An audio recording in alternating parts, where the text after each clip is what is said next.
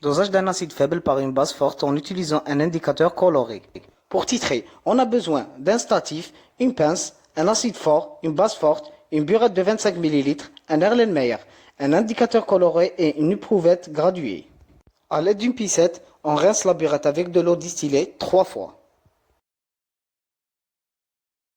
Puis, on rince avec du NaOH 3 fois pour éviter toute interférence. On remplit la burette avec du NaOH et on l'ajuste à 0, en éliminant l'air qui se trouve à l'extrémité de la burette. À l'aide d'une éprouvette graduée, on prend un volume de 10 ml d'HCl. On introduit ce volume dans un Erlenmeyer de 100 ml.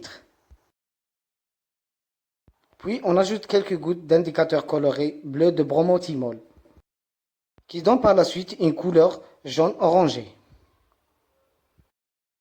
On commence le titrage. Au début, on laisse couler rapidement avec une légère agitation.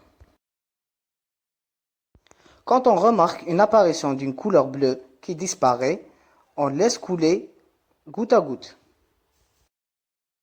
On arrête le titrage lorsqu'on remarque la persistance de la couleur bleue. Le volume équivalent est de 5 ml. On répète l'expérience 3 fois. Dosage d'un acide fort par une base forte en utilisant un pH mètre. On remplit la burette avec du NaOH. On prend 20 ml d'HCl dans un bécher.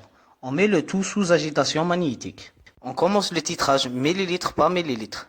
Avant de mesurer le pH, il faut rincer et essuyer la sonde. On commence à mesurer les pH successifs du milieu réactionnel pour un volume de 0 ml, puis entre chaque ajout d'un millilitre de hydroxyde de sodium NaOH et ce jusqu'à un volume de 13 ml.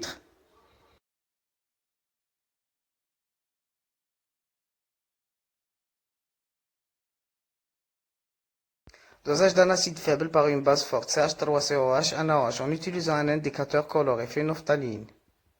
On remplit à nouveau la burette avec du NaOH et on ajuste à 0.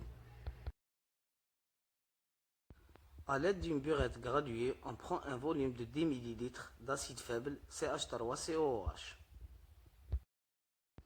On l'introduit dans un Erlenmeyer de 100 ml.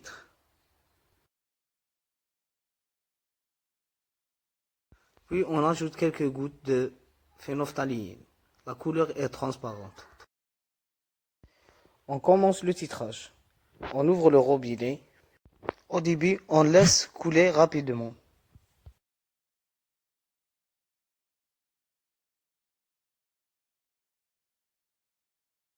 Lorsqu'on remarque une apparition d'une couleur rose qui disparaît, on laisse couler goutte à goutte. On arrête le titrage quand la couleur rose persiste. Le volume équivalent est de 4 ml. On répète l'expérience 3 fois.